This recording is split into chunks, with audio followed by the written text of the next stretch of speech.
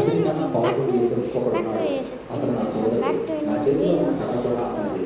ఇది నా చేతిలో మామూలు కర్ర ఉంటుంది, కానీ ఈ కర్ర అతని చేతికి తాకగానే పవర్ఫుల్ అస్త్రంగా మారుతుంది.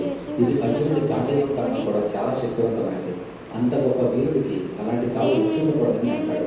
మూవీ చూసిన వాళ్ళకి అశ్వత్థామ ఏ వీరుడో తెలిసే ఉంటుంది, కానీ చూడని వాళ్ళకి నాదో ప్రశ్న. ఆ పవర్ఫుల్ మహాభారతం క్యారెక్టర్ ఎవరై ఉంటారో గెస్ చేయగలిగితే కామెంట్ సెక్షన్లో చెప్పండి. మరొక దగ్గర మీ యూనిట్స్ అన్ని పెట్టి విజయ్ని రీబిల్డ్ చేసుకుని తనని ఓడించిన అశ్వత్థామ మీద కోపంతో రెచ్చిపోతుంటాడు.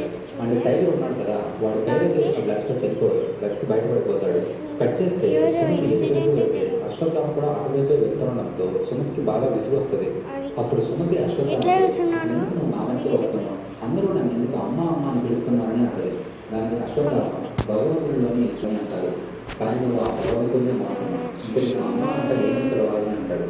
అసలు ఇంకా పుట్టని ఈ బిడ్డ చనిపోతారు, ప్రమాదం, నాతో ఎవరున్నారో చనిపోతారని సుమతి దానికి అశ్వత్థామ మాత్రం, నేను మాత్రం ప్రతి చావుకి ఒక కారణంగా ఉంటుంది, పుట్టబోయే ఈ బిడ్డే లోకానికి వెలుగుని అంటాడు.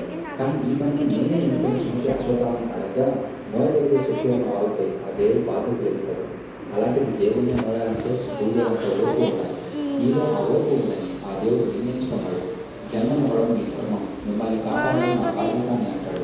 కట్ చేస్తే భగవాన్ లూక్ని తీసుకుని సమాధానం వస్తాడు. ఎదురుగా ఒక పెద్ద కొండ ఉంటే లూక్ ఫాస్ట్గా ఆ కొండలోకి వెళ్ళమని చెప్తాడు. కానీ